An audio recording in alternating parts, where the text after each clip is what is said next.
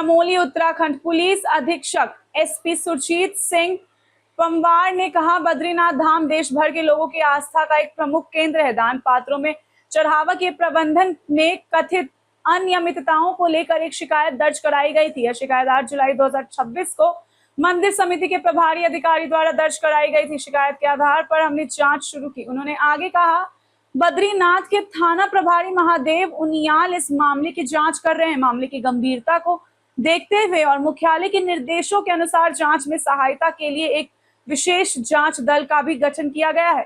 चूंकि यह घटना मंदिर समिति के परिसर से जुड़ी है, इसलिए मंदिर परिसर में लगे सीसीटीवी कैमरों की फुटेज की भी जांच की गई है। श्री बद्रीनाथ धाम पूरे भारत की आस्था का एक बड़ा केंद्र है और वहाँ पर थाली भेंट के चढ़ावे में हेरा फेरी के मामले में एक तहरीर मंदिर समिति के प्रभारी अधिकारी श्री युद्धवीर पुष्पाण के द्वारा दिनांक 8 जुलाई 2026 को लिखवाई गई थी।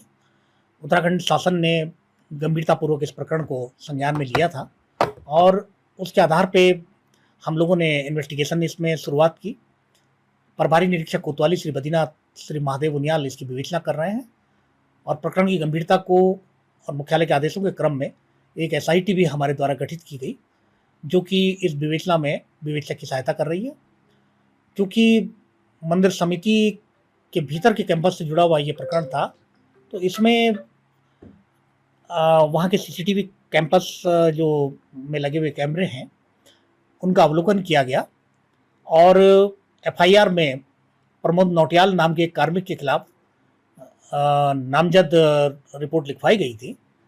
तो उक्त प्रमोद नौटियाल के संबंध में जिस दिन की बात थी वो सीसीटीवी फुटेज हमने देखा और इस बात की पुष्टि हुई कि वो व्यक्ति वहाँ से कुछ धनराशि ले जाते हुए दिख रहा है। सीसीटीवी के अन्य दिनांक की भी फुटेज हमारे द्वारा देखी गई, उसमें 500 रुपये के नोट विभिन्न मात्रा में, वहाँ से सोने और चांदी के सिक्के, शालिग्राम और कुछ अन्य चीज़ें जिसमें केसर वगैरह का पैकेट शामिल हैं, वो अनधिकृत रूप से ले जाने की बात सीसीटीवी कैमरे के सामने प्रमाणित हो रही है।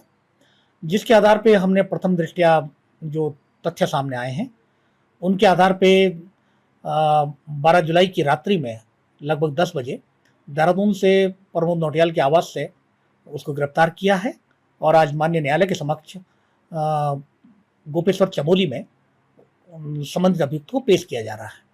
जो भी तथ्य अग्रिम विवेचना से सामने आ रहे हैं उसके आधार पर हम आगे भी कार्रवाई कर रहे हैं और पुलिस कस्टडी रिमांड के लिए डिमांड करेंगे।